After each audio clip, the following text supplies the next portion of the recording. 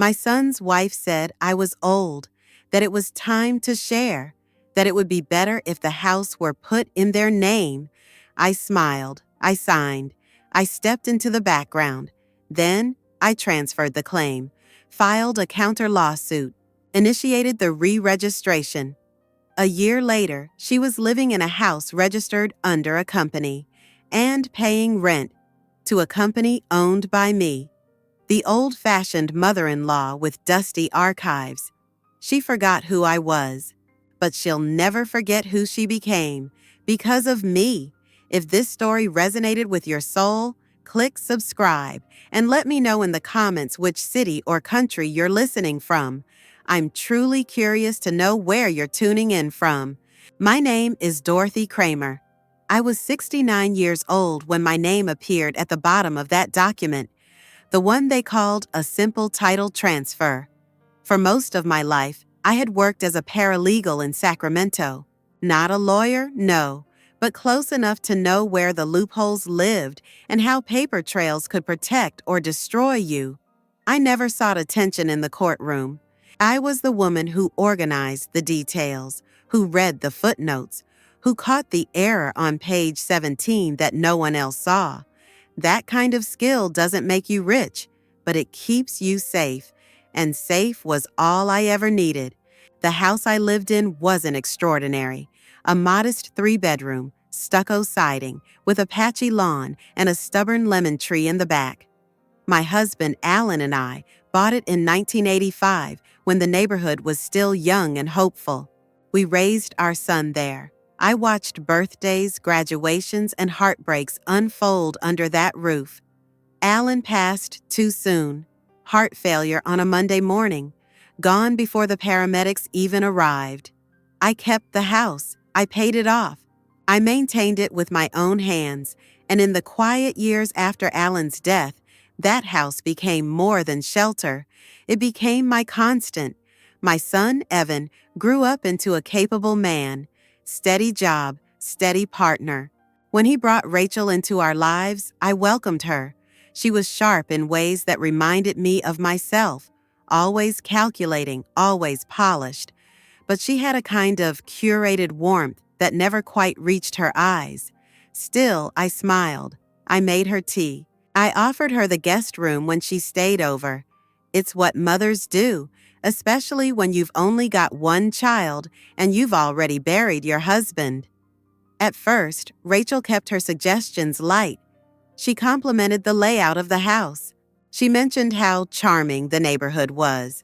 Then, over time, the conversation changed. It became less about admiration and more about practicality. She'd say things like, "You shouldn't be worrying about upkeep at your age," or "Evan and I could take care of everything if the house was in our name." She always smiled when she said it, as though the offer was generous, altruistic even. She talked about estate planning and early transfers and how so many families do this now. Evan echoed her. He didn't pressure me, not in the way some sons might. His approach was gentler. Casual remarks about property taxes, offers to fix the gutters, reminders that he'd eventually inherit it anyway. One night, he brought over documents. Nothing dramatic. Just a small folder, 2 pens, and a slice of lemon pie from my favorite bakery. He said it was all standard, and I didn't need to worry. "It just makes things easier, Mom." I didn't protest. I looked at the documents. I scanned the phrasing, the formatting, the little check boxes. They had left nothing to chance. Quitclaim deed, transfer of title, notarization instructions. They even highlighted where I needed to sign. The irony didn't escape me. For 30 years, I had prepared these kinds of forms for other people. I had seen the regret in their faces when they realized what they'd signed too late. But I was not like them. I saw every clause they thought I wouldn't understand. Still, I signed. The pen felt heavier than it should have. My hand didn't shake, but something inside me did.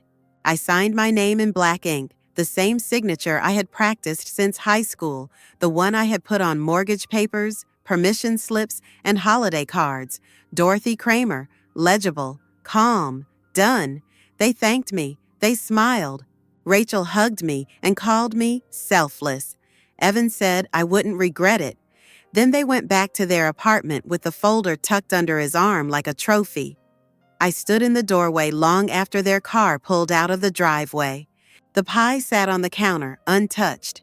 I didn't cry. I didn't panic. I just turned off the lights, walked upstairs, and opened the drawer where I kept my old case files. It had been years since I'd looked at them. Binders of litigation notes, copies of client documents, and pages of legal briefs. The dust was thick, but the language was still familiar. I sat on the floor, flipping through page after page, and remembered why I had kept it all. Not for nostalgia, for defense. I knew what I had done. I had given them the title, but I had not given them the right. Ownership on paper is only half the story, and paper, if you know how to handle it, is malleable, especially when it's wrapped in contingencies and supported by precedent. That night, I made a new file. I labeled it Kramer Holdings. I opened my laptop, created a new LLC registration form, and bookmarked the Secretary of State's corporate filings page. I began drafting notes. I listed asset classes, lien options, and trust structures. I researched shell entities, management clauses, and non-disclosure layers. It was tedious work, familiar work, and most importantly, it was mine. I wasn't angry, not yet. I was preparing. Because there's a moment when a woman like me, the kind who's been underestimated, overlooked, and quietly tolerated, decides to stop being polite. It's not dramatic. It's not loud. It's just a shift. A realization that being dismissed is the best camouflage, that people reveal their plans when they think you're no longer a threat. Rachel thought she had secured her future. Evan thought he was doing what was best. But what they didn't know, what they never even considered, was that the moment I signed that paper, I didn't lose control. I just changed the field of play. It began the way so many things do in families, with a casual comment tucked inside a larger conversation. We were in the backyard one Sunday afternoon, sitting under the creaky pergola that Alan and I had built ourselves decades ago. The air smelled like grilled corn and rosemary, and Rachel had just come outside with a pitcher of lemonade, her smile as practiced as ever. She handed me a glass, sat down across from me, and started talking about the future. She used phrases like stability and long-term vision as if she were reading from a brochure. She mentioned how Evan was thinking about expanding his consulting work, how they were looking into refinancing their apartment, and how it might make sense, eventually, for all of us to consolidate. That word stuck with me. Consolidate. A polite way of saying absorb, replace, control. I nodded, sipped my drink, and let her talk. Evan joined us a few minutes later and picked up where she left off. He talked about streamlining finances, minimizing complications, and how everyone's doing it now. He said it would be easier if the house was in their name, not because they wanted to take anything away, but because it would simplify things. He reassured me gently that nothing would really change. I could keep living there, of course. It would still be my home, just with a little more structure around it. Rachel leaned in with that faux concerned look she wore so easily and asked me if I ever got lonely taking care of the place on my own, if I was tired of maintaining the lawn, if I'd ever thought about downsizing. I recognized the tactic. Frame it as a kindness. Make it sound like they're doing me a favor. I smiled. I said I hadn't thought about it, but the truth was I had. Just not in the way they assumed. Over the next few weeks, the pressure increased. Not overt, not hostile, but constant. Evan came by more often, offering to help with small repairs I hadn't asked for. Rachel brought over baked goods she didn't bake, talking about all the modern things they could do with the kitchen if they ever updated it. One day she said offhandedly that the market was great for transfers right now, that we'd be smart to move quickly. They talked around me as if I were both essential and irrelevant, needed for the paperwork but no longer a decision maker. It was strange being in the center of their plans, yet not truly a part of them. They framed it as family unity, but what they wanted was consolidation of power. I overheard them once through the kitchen door. They thought I was outside, but I was just around the corner, quietly wiping down the counter. Rachel said something about getting it done before the holidays, and Evan murmured that he'd talk to me again soon. Her voice lowered, but I heard her clearly enough to catch. She's old-fashioned, but she'll sign. She always signs. That evening, Evan showed up with a manila folder. Inside were documents, clean, precise, notarized where needed, pre-filled with only a few blank spaces for my signature. They had done their homework. Quit-claim deed, transfer of ownership, a small cover letter with language that softened the blow. The kind of paper trail I'd seen dozens of times, but this time it had my name on it. He sat across from me, his eyes full of rehearsed reassurance. He told me it was just a formality, that it didn't mean anything would change, that I deserved peace of mind. He placed a pen beside the folder like it was a gift. I asked questions, slowly, methodically, about the details, the clauses, the implications. Rachel wasn't there this time, which made it easier to listen to his real tone. He deflected some things, misunderstood others, and finally said, "Mom, I promise, it's just smart planning." I nodded and told him I'd think about it. That night, I made tea and sat at the dining table with the documents spread out before me like a map of someone else's intentions. I read every line, every clause, every phrase meant to soothe. I saw what they had done. It wasn't theft. It wasn't even deceit. It was worse. It was strategy disguised as care. They counted on me being tired, on me being sentimental, on me being too grateful to question. What they didn't count on was how many years I had spent reading contracts, how many times I had been the one cleaning up after people who trusted too easily. I had built a life on the belief that silence was not the same as agreement. The next morning, I called Evan and said I was ready. He came by that afternoon with Rachel trailing behind him, smiling like the cat who'd already tasted the cream. I sat them down, offered coffee, and signed the documents without hesitation. My name in black ink, smooth and steady. I watched the relief settle across their faces, saw the way they glanced at each other like they'd crossed a finish line. They didn't notice when I slipped the carbon copies into my own folder. They didn't see me take mental note of the notary's information, the form ID, the timestamp. They didn't realize they'd just given me all the tools I needed to begin. Because when you've spent a lifetime learning how systems work, you don't fight them. You use them, quietly, patiently, completely. I handed the signed forms back with a smile and thanked them for thinking of me. And as they left with the papers in hand, already talking about next steps, I closed the door and stood in the silence of my living room. The floor beneath me felt just as solid as it always had. Only now I was the one with the plan. The change didn't happen overnight. It unfolded slowly, like ivy creeping up a wall, quiet, methodical, and hard to stop once it took hold. The first thing I noticed was the shift in language. Rachel stopped calling it my house. She started saying things like our kitchen or the guest room upstairs, as though simply rephrasing history made it true. Evan followed her lead without even realizing it. They spoke about paint colors and new appliances like I was the tenant and they were the landlords doing me a favor. I didn't argue. I didn't correct them. I nodded, smiled, and took notes, just not the kind they saw. The bookshelf in the living room became her project. She cleared out half the shelves and replaced my old hardcovers with her own picture frames, decor magazines, and a stack of hardcover cookbooks that had never been opened. The dining room table shifted a few inches to the left to open up the space. My antique clock disappeared from the mantel.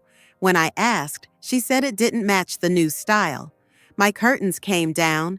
My towels were replaced. The kitchen spice rack, my spice rack, was boxed up and replaced with identical glass jars she labeled in marker. I watched all of it happen with a strange detachment, like a witness to my own slow erasure. The house grew quieter, but not peacefully so. I moved through it like a guest, careful not to leave traces. I kept my teacup in my room. I folded laundry before anyone could see it. I answered questions with as few words as possible. Rachel had taken up the habit of walking in without knocking, just to check on things. Evan's tone became strained, as though any resistance from me was an inconvenience. I became invisible unless I was needed for something. Help with the mail, a missing receipt, a forgotten login. Otherwise, I existed around the edges of their conversations. I kept a separate calendar in my drawer. I marked dates, meetings, observations. I began running quiet errands, unnoticed ones, a visit to the county recorder's office, a stop at a law library downtown. I requested public records under my maiden name. I pulled transaction histories, zoning details, prior liens, not because I needed proof, but because I needed structure. If they were building something out of my life, I intended to build something back, with blueprints they'd never see coming. I reviewed the original deed I had signed and then cross-referenced it with the current filings. Rachel had moved fast. The house was now legally listed under a trust with her name as manager and Evan as successor. They had folded it neatly into their financial ecosystem, seamless, clinical, complete. But they had made one mistake. They had underestimated how many back doors there are in real estate, especially when you know where to knock. At the firm where I used to work, I still had friends, quiet, loyal ones. I asked for favors, small ones, old case samples, template filings, advice on commercial property transitions. I made calls under pseudonyms. I contacted a title insurance specialist who owed me a favor from a case we'd won together 15 years earlier. I read legal blogs late into the night, printed statutes, and highlighted exemptions. While they debated new furniture and landscaping, I mapped out strategy. Every time Rachel rolled her eyes at me, I filed it away. Every time Evan waved me off like a confused ant, I cataloged the moment. My mind, sharper than they ever knew, logged every slight and disguised it beneath a smile. I began laying foundations. I reached out to a shell company registration agent out of state. I filed for a new LLC, clean and unrelated, with a nondescript name and a registered agent service address. I drafted a quiet asset transfer from a dormant entity I had co-founded years ago. Piece by piece, I moved control out from beneath their feet and into the arms of legal mechanisms they would never think to check. They thought a house was just walls and paperwork. I knew better. I also reviewed tenancy law. California is a peculiar beast. Tenant protections, retroactive claims, implied leases. The deeper I dug, the clearer it became. If structured properly, occupancy can be leveraged. And if an owner-occupant no longer truly lives in the property, but has transformed it into something transactional, it opens doors, especially when you're the one who handed them the keys with a smile. I kept a journal, handwritten, in shorthand. Every day, I recorded what had changed in the house, in their behavior, in the paperwork. I wasn't paranoid. I was patient. There's a difference. Paranoia is fear. Patience is control. The final shift came when Rachel told me, without asking, that they would be hosting a Friendsgiving at the house that year. She informed me that I might be more comfortable spending the weekend at a local hotel. She even offered to cover the cost, as though her suggestion was generous and not an eviction in disguise. I didn't refuse. I thanked her. I packed a bag. I left them to their party, their guests, their false sense of ownership. But before I left, I walked through the house one last time, not as the woman who had lost it, but as the woman who had mapped every square inch of it. I stood in the hallway, stared at the wall where my family pictures had once hung, and remembered every nail I had hammered in, every birthday celebrated in that dining room, every scar in the wood floors from Evan's childhood toys. They had taken my home and rebranded it, but in doing so, they left their fingerprints all over a structure that was never truly theirs. And while they clinked glasses in the rooms I had paid for, I sat quietly in a hotel lobby, drafting the next step. Not revenge, not retribution, just correction. It was a Tuesday morning when I made the first real move. The air was cold and dry, and the streets were empty enough for me to hear my own footsteps as I walked toward the office building downtown. I wore my old wool coat, the one Alan used to call bulletproof, and carried a leather briefcase that hadn't seen the light of day in over a decade. Inside were carefully organized documents, originals, copies, draft templates, and a legal memorandum I had typed myself the night before, just for reference. No one knew where I was going. That was the point. The building I entered was small, unimposing, and a little worn around the edges, much like the lawyer I was meeting. His name was David Kane. We had worked together back when I was still at the firm. He had since started his own boutique practice, mostly handling trust formation, asset protection, and quiet transitions of power for people who preferred not to appear in headlines. We weren't close friends, but he owed me a favor. And David never forgot who had once saved his license by catching a misfiled affidavit. He greeted me with a raised eyebrow, both surprised and amused. I didn't offer small talk. I handed him the folder and sat across from his desk. As he flipped through the contents, his smile faded. He looked up once, then again, and finally leaned back in his chair. I saw the recognition in his eyes, the realization that this wasn't about a dispute or a question of fairness. This was something else, strategic, clean, legal. We spent 2 hours going over the details. The plan was simple, at least on paper. I would assign a transferable interest in the property, not as a deeded asset, but as a contingent right tied to a promissory structure. It wouldn't show up on a traditional title search. It wouldn't ring any alarm bells. It would exist quietly, binding and enforceable until the day it needed to surface. Technically, it would be held by an LLC, one already formed under a different name, with a registered agent in Nevada and a board consisting of 3 placeholder members, all legally appointed and entirely uninterested in anything but compliance. The LLC would carry the right to pursue compensation in the event of breach or to enforce performance of a use agreement, language intentionally vague. This kind of document was obscure, dense, and hard to challenge. It wasn't meant to create drama. It was meant to create leverage, silent leverage, leverage that didn't require court dates or angry confrontations, just time.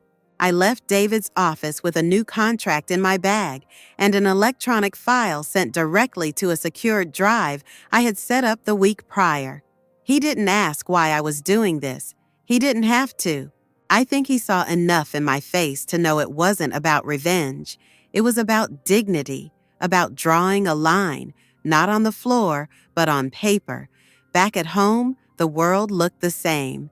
Rachel was in the kitchen talking on the phone. Evan was in the garage pretending to fix something he didn't understand, and I moved through the hallways like a ghost. But something had shifted inside me. They still believed they owned the house.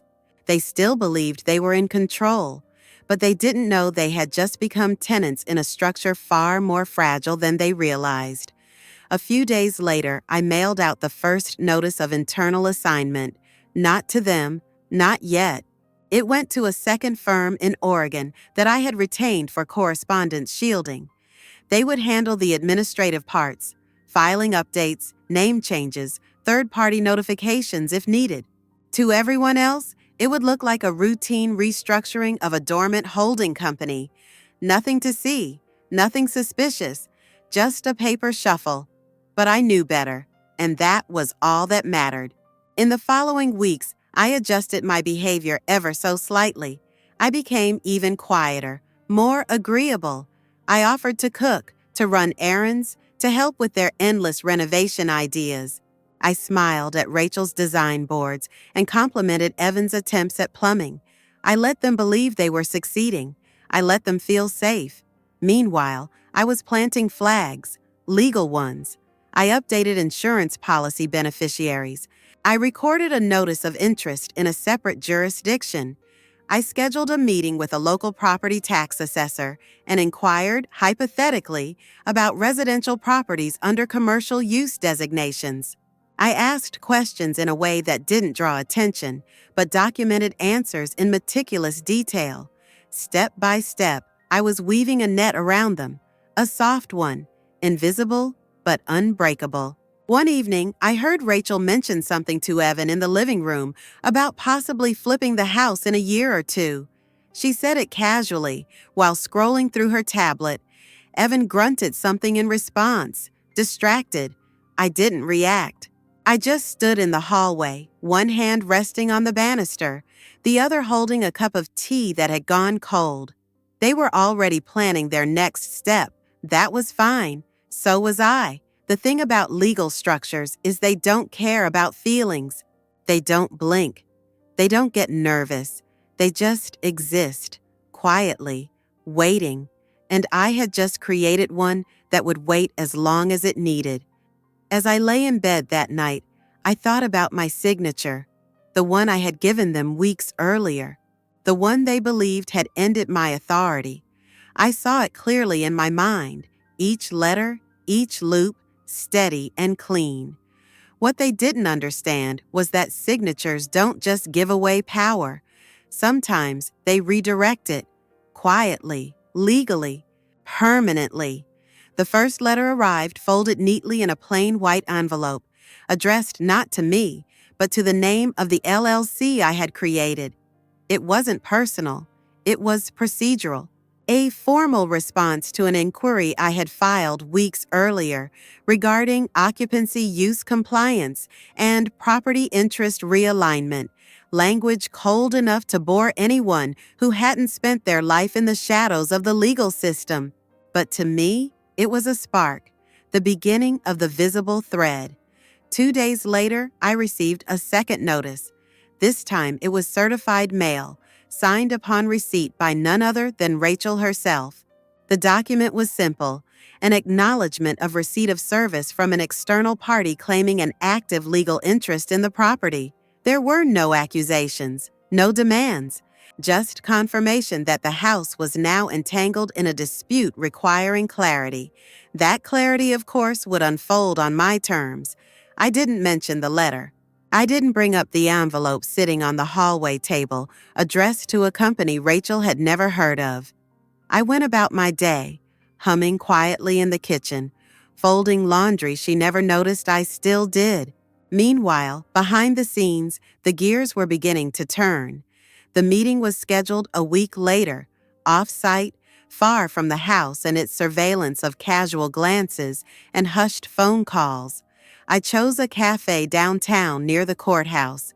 It was one of those places that catered to professionals, lawyers, clerks, mediators, people who lived and breathed red tape and deadlines. David met me there, briefcase in hand, his suit one shade more wrinkled than usual. He had brought everything: filed motions, service records, draft responses. We reviewed them over coffee while the world moved noisily around us, plates clinking, phones buzzing, the low hum of conversations in neutral tones. He explained what I already knew.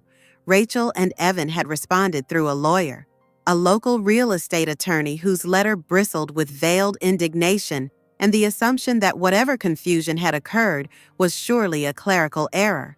I smiled at that. Rachel always had a way of pretending chaos was a misunderstanding, even when she had started the fire herself. Their attorney denied the legitimacy of my LLC's claim, but requested an in-person mediation to expedite resolution. That was fine. I wasn't looking for war. I was building a timeline, one anchored in proof. Mediation would create records, admissions, responses, compromises, and I didn't need victory in the room. I just needed acknowledgement on paper. After the meeting, I stopped by the bank and adjusted the name on the trust account tied to the LLC. I updated the mailing address to a new P.O. box and confirmed the tax ID filings were in order. Paper trails matter more than voices. Documents carry memory where people forget. Back at the house, Rachel and Evan were unusually quiet. I noticed it right away. Their small renovations had paused. No more visits from contractors. No more talk about removing the old garden beds or knocking out the wall between the kitchen and the dining room. The atmosphere had shifted. Evan avoided my eyes. Rachel looked at me like I might spontaneously combust. I heard them whispering behind the laundry room door one evening. Something about legal exposure, and she's not as passive as she looks. I wanted to laugh. Not because I found it funny, but because they were finally beginning to see me, not as an obstacle, but as something they couldn't control. A week later, mediation was set. I chose not to attend in person. David went on my behalf, armed with every document I had ever touched. At the table, he calmly presented ownership documents, occupancy evidence, tax filings, and the assignment contract signed and notarized under Rachel's nose. There was no shouting, no grand reveal, just facts laid out in quiet, deliberate order. Rachel and Evan, according to David's report, were stunned. Their lawyer tried to argue procedural ambiguity, but the paper trail was too clean. The LLC had rights. The house was in limbo. They couldn't sell, refinance, or even renovate without consent. Consent I had no intention of giving. That evening, they said nothing to me. But I noticed Rachel scrubbing the kitchen counters a little too hard, as if trying to reclaim some sense of order. Evan left his dinner half-eaten. I sat in my usual spot, folded my napkin, and took my time with dessert. They thought they had used my name to secure a future. What they didn't realize was that names are just tools in the hands of those who understand structure. I didn't need to fight them in court. I only needed to show up on paper, in the right places, at the right time. They still lived in the house, but now they were uncertain. And uncertainty, for people like Rachel, is more terrifying than loss. It's the possibility of collapse without the clarity of when or how. And that, for now, was enough. The next phase required no confrontation, no explanation, and no permission. It required only precision. In the world I had once inhabited, drafting affidavits, reviewing affidavits, walking between the cracks of bureaucracy, I'd learned that most power isn't announced. It's filed, it's time-stamped, it's buried inside layers of language, each one a quiet lock on a door someone else forgot to guard. I started early that morning. I brewed my tea and sat at the small table by the window, sunlight stretching across the floor in clean lines. My laptop was open. 3 browser tabs were already loaded, one for the Secretary of State's portal, one for the local property assessor's office, and one for the county recorder. I had bookmarked every necessary form, created a checklist, and laid out the documents in order of registration. First, I submitted the updated Articles of Amendment for the LLC. I changed the principal business address to the P.O. box I now maintained. Then, I uploaded a resolution document that officially authorized the LLC to engage in property management and lease enforcement. That was key, not because I needed it, but because Rachel didn't know enough to realize what it would allow me to do later.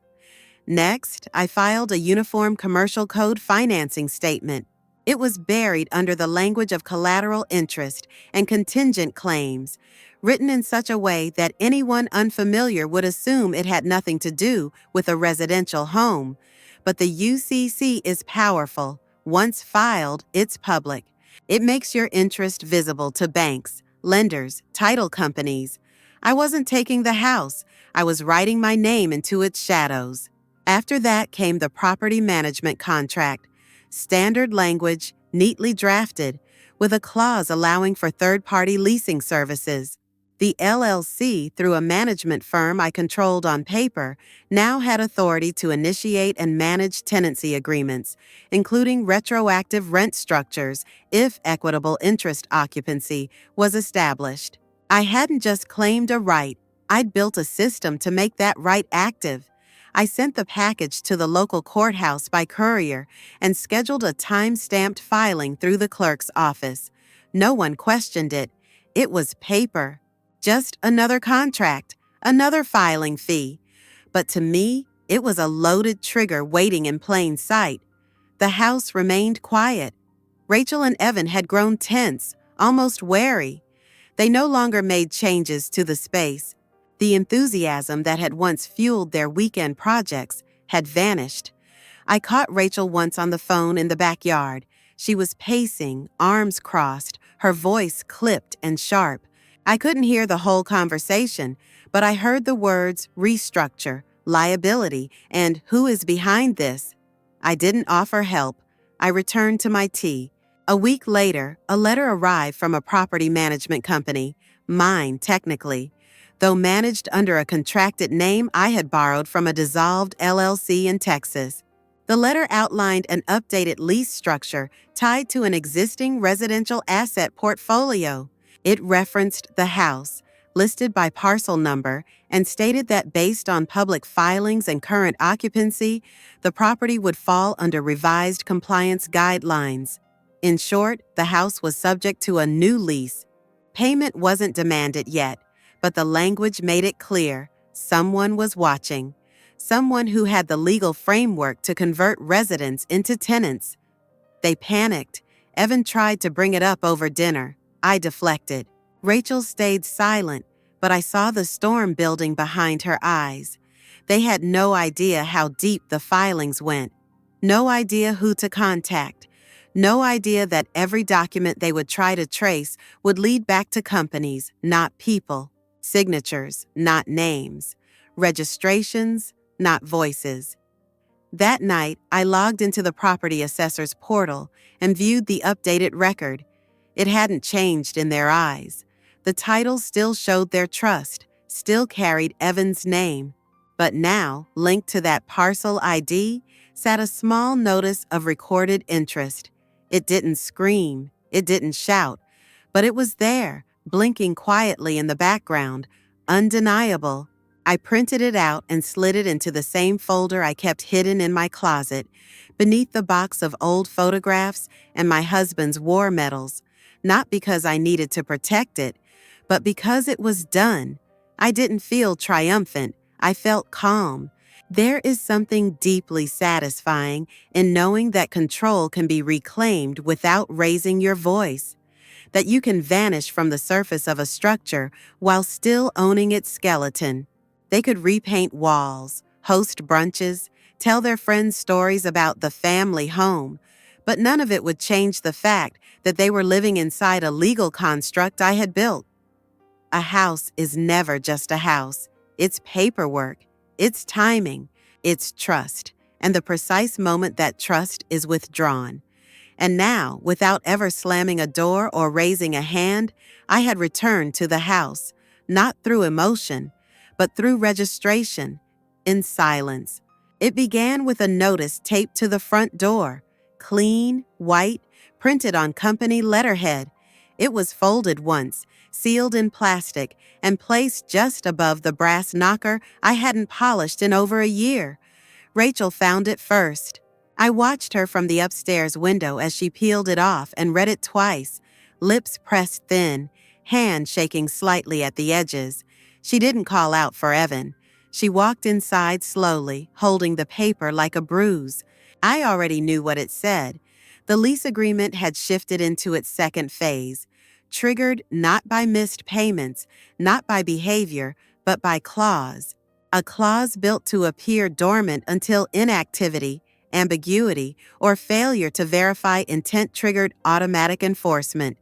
In legal terms, it was known as constructive tenancy. In my terms, it was checkmate. They now owed rent. The house they believed they owned was no longer under their exclusive domain. On paper, their rights had been transformed. What once had been freehold now fell under conditional usage. The contract, filed, signed, sealed, granted them continued residency, but not without acknowledgement, and acknowledgement in law means obligation. Evan approached me that evening. He didn't shout, he didn't accuse. He asked questions the way someone asks when they know the answers won't be in their favor. He wanted to understand how a house he legally owned could be tied up in lease terms he had never agreed to. I answered calmly. I told him to speak to their attorney. I told him everything had been documented, properly, quietly, legally. I saw something shift in his face, a kind of crumbling. Not fear exactly, but a realization that he had been playing a game without reading the rule book. Rachel, however, didn't crumble. She clung to her outrage like a shield. She called it fraud. She called it manipulation. She called it elder abuse. She threatened lawsuits, audits, even police involvement. I didn't flinch. She spoke in emotions. I answered in statutes. When they sent a formal challenge, my response came from the LLC's legal department, a department that by all accounts existed. The signature was digital. The letterhead was clean. The tone was neutral. It reminded them of the clause they had never noticed, the one that said all contested ownership claims must be resolved via arbitration under Nevada jurisdiction.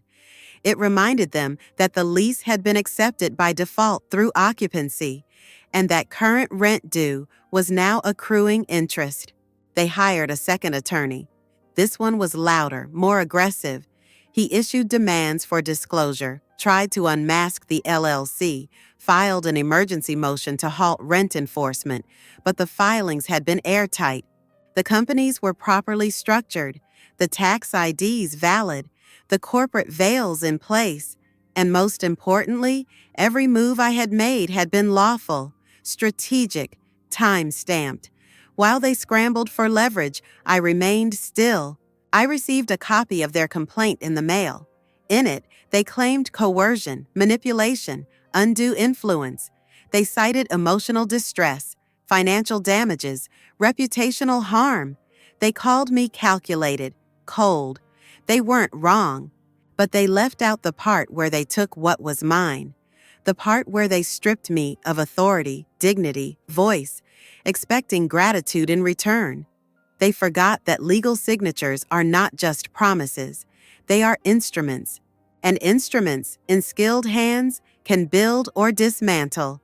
The judge dismissed their complaint, not with prejudice, but with a warning. The ownership documents were valid. The filings stood. Their only recourse now was negotiation. And negotiations begin with recognition of position. I sent them an offer the following week. It wasn't cruel. It wasn't vengeful. It outlined new terms, updated lease rates, annual reviews, optional buyback clauses tied to market valuation and legal clearance fees. The letter was plain, professional, final. Rachel didn't respond directly, but I noticed the way she stopped walking past my chair in the living room, the way she averted her eyes. I noticed how Evan began using the back door instead of the front, as if crossing the threshold had become too heavy. The house had grown colder, not in temperature, but in tone. They were still living in the structure, but the foundation had shifted, not the cement beneath their feet, but the language wrapped around it. The law had redrawn the blueprint, and now every step they took echoed against the reminder that ownership is never about emotion, It's about control. Rachel began keeping files of her own. I saw them one morning, spread across the dining table. Highlighted documents, email printouts, legal pads filled with notes. She was trying to reverse engineer the maze, but it was too late. The structure had settled, the ink had dried. They spoke in hushed voices now. No more announcements about new kitchen tiles or summer garden plans. The future had become a whisper. They were waiting for something, anything, that might return them to the illusion of command. But illusions don't hold up in court, and neither did their rights. The walls hadn't changed. The paint was the same soft cream I'd chosen years ago, and the floors still creaked in the same places they always had. But the silence inside the house had a different weight now. Not hostile, not cold, just still. A strange stillness that comes not from absence, but from tension held tight like wire beneath the surface. They moved more carefully around me. Evan avoided prolonged eye contact. Rachel kept her voice even, her tone clipped and professional. There were no more casual jokes, no requests for advice, no stories over dinner. They spoke to each other in murmurs and passed me like I was furniture. But I didn't mind. That kind of silence was earned, and I knew what they felt, even if they didn't say it aloud. They resented me. They feared me. But more than anything, they didn't understand me, and they didn't have to. Each morning, I still rose early, made my tea, and sat by the same kitchen window I always had. The lemon tree in the backyard had finally bloomed again after 2 seasons of sickly leaves. I watered it myself now. Rachel had stopped tending to the garden altogether. Her fingers no longer touched the earth she once spoke of reshaping. I didn't reclaim the house in the way they expected. I didn't rehang old photos or reassert control over the kitchen drawers. I didn't change the locks or demand they leave. Instead, I occupied it. Fully, quietly, without apology. I existed in the house the way a stone exists at the bottom of a river. Unmoved, shaped by time, embedded, not loud, but permanent. Sometimes I found Rachel standing at the front window, staring out with that distant look she wore when her plans unraveled. She had stopped mentioning real estate investments. Evan no longer talked about refinancing. Their dreams for the property, their renovations, their resale fantasies, their declarations of ownership had faded into strained silence and narrowed glances. They still lived here, technically, but they lived under terms they never imagined. They paid rent now, automatically drafted each month to an account they couldn't trace. They called it a placeholder, a temporary situation, until they figured things out. But there was nothing left to figure. The paperwork said what it said. The system held firm. Their attorney had gone quiet. The legal letters stopped coming. Sometimes I wondered if Evan would ever understand. If he would look back and remember the woman who stayed up late proofreading his college essays, the mother who taught him to tie a tie and balanced his tuition with night shifts. But I knew better. Love built on convenience and assumed loyalty never survives scrutiny. He hadn't betrayed me with malice. He had betrayed me with comfort, with the belief that I would always be there, bending to the new weight of his life. And in a way, I was still there. I still lived in the house. I still baked on Sundays. I still folded towels the way I always had. But I was no longer his foundation. I was the ceiling above him, fixed, immovable, and untouchable. Rachel barely acknowledged me anymore. She had learned, painfully, that charm only works on those who seek approval. I no longer did. Her silence was a confession I didn't need her to speak. Occasionally, they tried to regain control, subtle things, requests to renegotiate terms, soft questions about alternatives. Once, they even floated the idea of buying out the LLC. I declined without declining. I let the paperwork answer for me. The clauses were too strong, the timelines too secure. the rights too cleverly structured. I had played the long game, and now the end game played itself. I never gloated. There were no smirks, no whispered, "I told you so" moments. I didn't need them. My victory wasn't in their defeat. It was in my presence, in the fact that I had never left. They had tried to write me out, to fade me into the background of my own life. But I had returned, not through noise, but through permanence.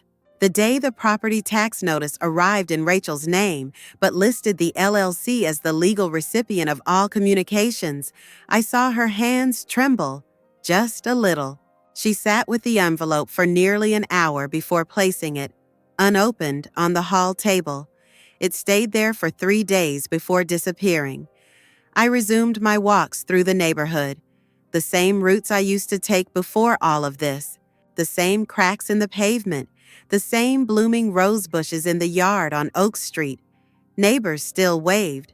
Some looked surprised to see me. I smiled and waved back, never explaining. Some truths live better in silence.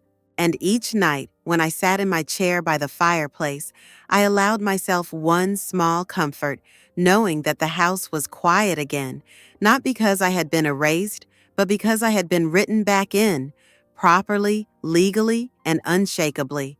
They had tried to make me a memory. Instead, I became the structure they now lived within.